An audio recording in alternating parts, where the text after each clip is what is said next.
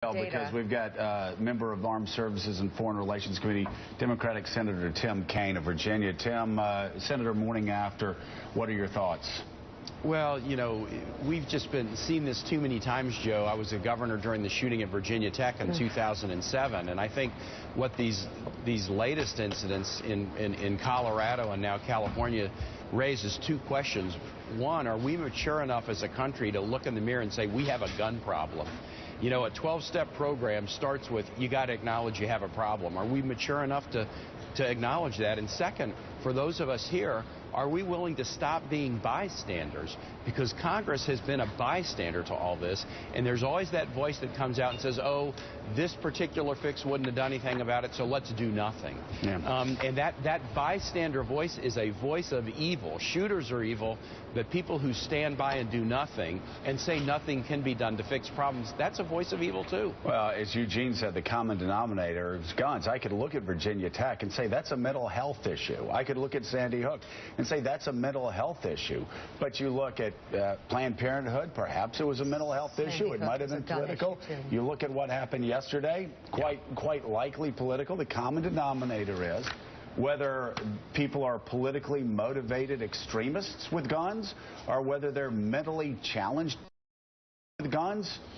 The common denominator is that they're sitting there with more firepower than the police often. And Joe, not just guns, because we do have a Second Amendment, but the ability to get as many as you want, wherever you want, whenever you want, with huge capacity magazines that have no purpose for hunting or other legitimate uses of firearms. It's, you know, it's not that we have a net, we have no net. There's no fix that's going to fix every incidence of gun violence, but we've refused to do things that like 90% of Americans say they support, like background record checks. So we've got to admit we have a problem, and we've got to stop being bystanders in the halls of Congress. Well, and the stunning thing is, out on the campaign trail, there are some people who will not even say they support background checks for people on the terror watch list. It is absolutely astounding. Let's turn to international news.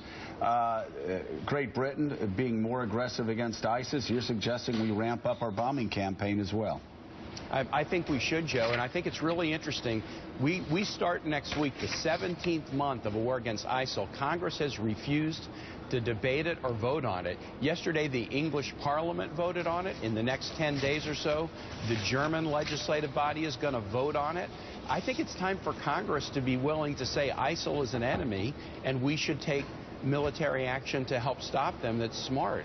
In 2 days, the House of Representatives drafted and voted and passed a bill declaring that Syrian and Iraqi refugees were enemies. The bill was called the Securing America Against Foreign Enemies Act, labeling refugees as enemies. Refugees aren't our enemies.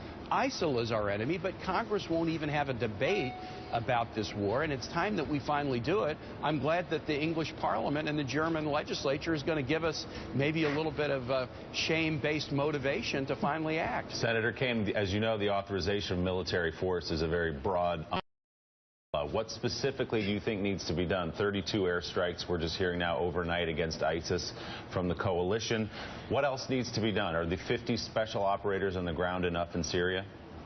You know, there's three problems, Willie, and they interrelate. There's the civil war in Syria, there's the war against ISIL, and there's this greatest humanitarian crisis since World War II, and we need to take steps in all of them. With respect to the battle against ISIL, I do think very vigorous air campaign, use of special forces, use of forces on the ground to direct the air campaign in tandem with native forces like the Kurds.